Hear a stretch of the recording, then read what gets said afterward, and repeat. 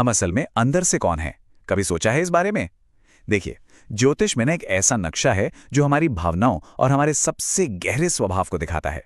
तो आज हम चंद्र राशि और नक्षत्रों की मदद से ठीक उसी नक्शे को पढ़ना सीखेंगे। तो सवाल यही है, हम भीतर से हैं कौन? हमारी असली भावनाएं, हमारी आदतें आखिर हैं क्या? चलिए इस रहस्य को ना आज सुलझाते हैं। देखिए, ज्योतिष में सूर्य राशि तो है हमारा बाहरी चेहरा, मतलब जो हम दुनिया को दिखाते हैं।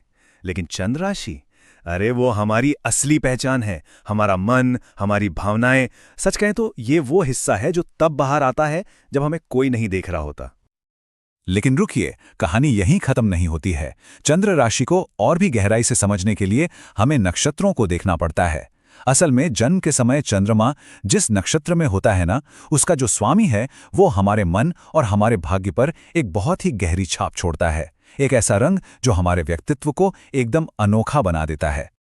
तो चलिए अपनी यात्रा शुरू करते हैं अग्नि तत्व से। ये तत्व ये है ऊर्जा, साहस, एक्शन और जुनून का प्रतीक। अब देखिए कि ये अग्नि तत्व की ऊर्जा अलग अलग राशियों में कैसे दिखती है। जैसे मेष राशि अश्विनी नक्षत्र के साथ मिलकर एक ऐसे जोशीले योद्धा की तरह है जिसे बस थोड़ा सा धैर्य सीखना है। वहीं सिंह राशि मघा नक्षत्र के प्रभाव में एक राजा की तरह है जो सफलता और सम्मान पाने के लिए ही बना है। और धनु मूल नक्षत्र के साथ एक दार्शनिक की तरह हमेशा ज्ञान और विस्तार की खोज में रहता है। ठीक है, अब अग्नि से जमीन पर आते हैं, मतलब पृथ्वी तत्व पर। ये तत्व है स्थिरता का, व्यवहारिकता का और कर्म का। पृथ्वी तत्व हमें सही मायनों में जमीन से जोड़ता है। देखिए, वृषभ राशि रोहिणी नक्षत्र के साथ कला और प्रेम में स्थिरता ढूंढती है। कन्या राशि हस्त नक्षत्र के प्रभाव में आकर अपनी बुद्धि और सेवा भावना से दुनिया को व्यवस्थित करती है। और मकर राशि श्रवण नक्षत्र के साथ यह हमें सिखाती है कि कड़ी मेहनत से ही असली और स्थायी सफलता मिलती है। चलिए अब बात करते हैं वायु तत्व की। ये दुनिया है विचारों की, सामाजिकता की और कम्युनिकेशन की।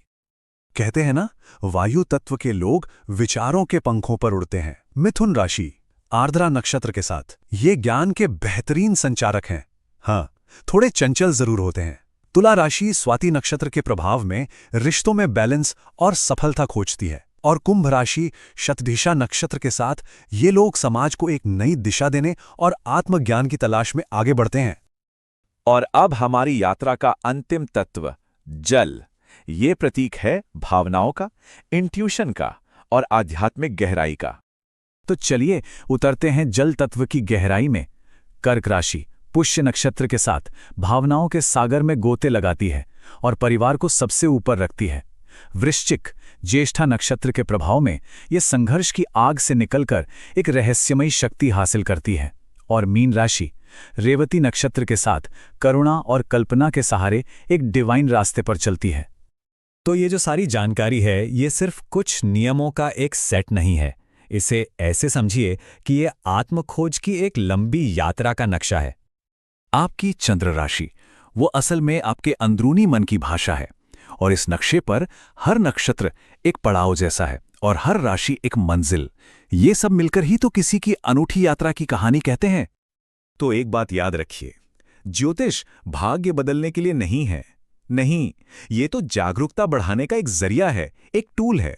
और जब हम खुद को बेहतर समझने लगते हैं ना, तो जीवन में सफलता और शांति दोनों को पाना कहीं ज्यादा आसान हो जाता है। तो अब सोचने वाली बात यह है कि किसी की चंद्र राशि उसकी यात्रा के बारे में क्या बताती है? आखिर भीतर कौन सी अनूठी ऊर्जा छिपी है